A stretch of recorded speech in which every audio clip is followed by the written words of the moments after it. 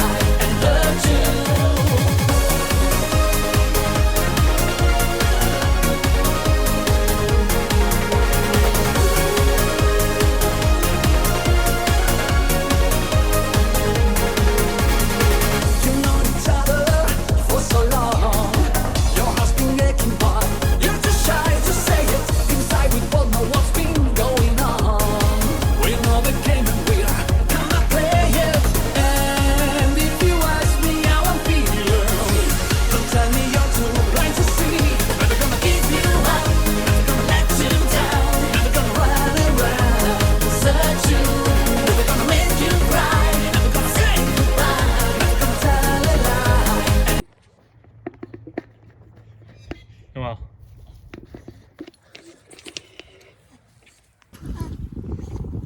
roll over.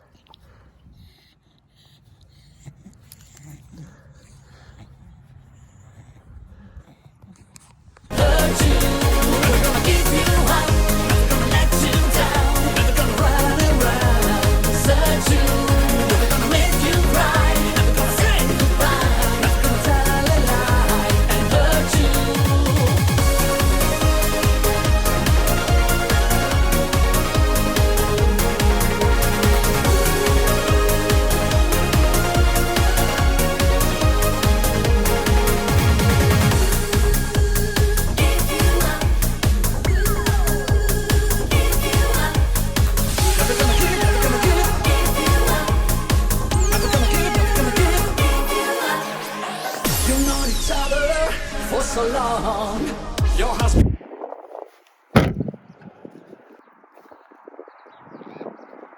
making part. You're too shy to say it. Inside we both know what's been going on. We know the game and we're gonna play it. I just wanna tell you how I'm feeling. Gotta tell you, understand. Never gonna give you up. Never gonna let you down. Never gonna run around, desert you.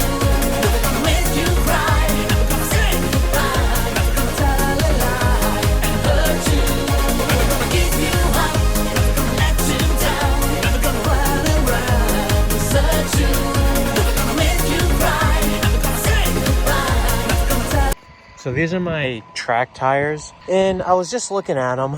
They're all the same size. The Toyo Proxy R1Rs look a little bit bigger than the Potenza RE71Rs. You can kind of even see like a minuscule physical difference on like the outside lip on how the RE71Rs kind of like roll in and the Proxies are kind of like square cut. It even says that they're both 200 treadwear tires. The traction on the RE71Rs is single A and the traction on the R1R is a double A. But I was always told that the RE71Rs were better than the Proxies. But maybe when I go to the track, I'll swap them and I'll put the Proxies in the front and the RE71Rs in the rear and see how it does for grip. I'm going to look that up. And nor do I know what AA means. I don't know if AA means double traction or it just means it's just ever so slightly less than A traction. I don't know. I'm going to look that up. But I'm just letting these dry. I gave them a quick wash. They were dirty. So, yeah, now I gotta go organize my tools in the basement.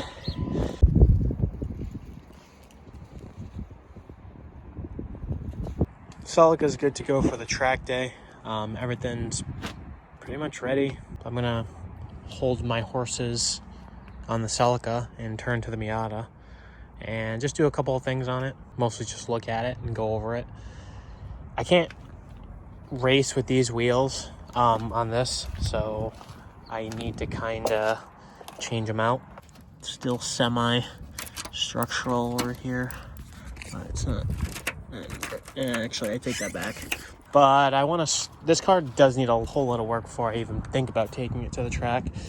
I did adjust the two like headlight bezels and the bumper, and tried adjusting the fenders to the best that I could. This one can still probably be adjusted a little bit more, but I tried to get it as straight as I possibly could, so now the car is looking straight. But one thing I did want to do is see if I can figure out how to diagnose the engine running like crap issue. Can't.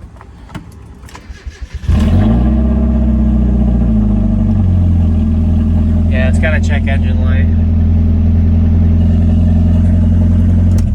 Actually, you know what? I kind of want to see what that's for. Is that, what the fuck is that?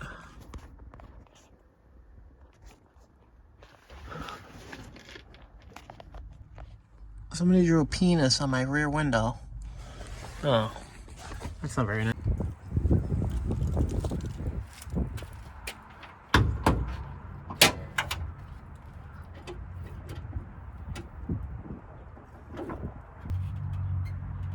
Well, we can start with that vacuum leak coming off the throttle body. And obviously this mass airflow sensor that's just sticking up isn't exactly doing anything for anybody. So, the coolant is not good looking. I'm gonna see if I can find a vacuum cap for that throttle body, and then that's broken. So this is a charcoal canister. I'm just gonna get rid of this because I don't need it, and I really don't care if the vapor from the gas tank purges back into the throttle body. Doesn't really matter. So I'm just deleting all the lines, and I don't really know what this is, so I'm just gonna unplug that right there, and I'm sure it's not necessary, right? Sure. Yeah, I mean, it was just plugged into the charcoal canister, so I'm assuming it's just some kind of a vent. I might leave these lines open. I think all they do is go to the gas tank. It's this one right here and this one right here, which I'll just take this line off. Yeah, I don't think they really route to anywhere important, so other than the gas tank, which doesn't really do much. So I'm gonna cap off those and yeah, just cap it off and see how it runs.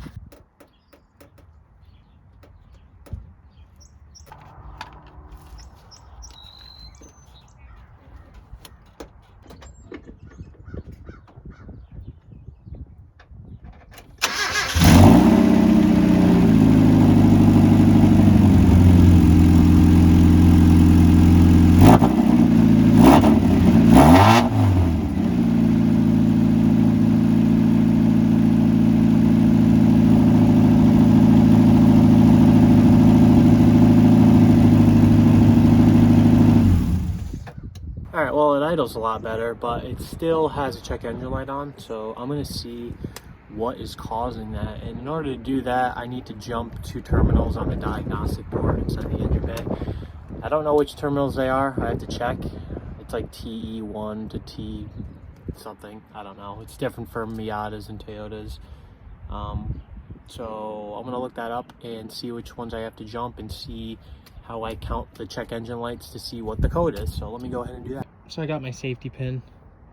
So now I just need to look up what ports I need to drop them in. So I went ahead and crossed over the diagnostic pins from 10, and then I put it where it was a ground. So now the car's in diagnostic mode, and the codes that I got 2 codes. The first one was, you can barely see that, but the first one flashed 5 times and the second one flashed 7 times. So I'm gonna go ahead and look those up and see what they are. So I figured out why the O2 sensor isn't working. Because some idiot put like a million T connectors with these like weird clips and then plugged them into the wires that they don't even go to. So he like didn't even color coordinate where the wires plugged in. Like this one was plugged in to whatchamacallit. Like, I don't know why he like just completely, so this one's he just like jumped the wires together. I don't know why he did that. He could have just connected 2 wires together. Like, why did he have to go out of his way to screw that up? So now the red and blue is down here. That's red and blue. That's red and blue, and it was connected to this, which wasn't even connected right, because this is connected to the O2 sensor. So the O2 sensor cable itself is black, and he just like butt connected it to the car. So I don't even know if this wiring job that this, whatever the hell this guy did, works. And there's a much simpler way of doing this.